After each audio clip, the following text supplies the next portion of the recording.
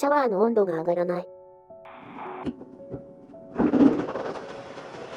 温度設定を一番高温側にしても、ほんのりや暖かい程度にぬるま湯しか出てこない状態だ。ちなみに、洗面台からは、ちゃんと熱いお湯が出てきているので、給湯器は正常に動いていると思われる。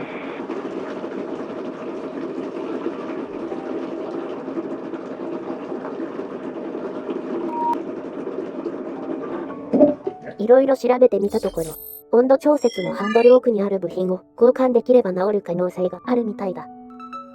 多少の工具と交換部品があれば、自分でも修理ができそうだ。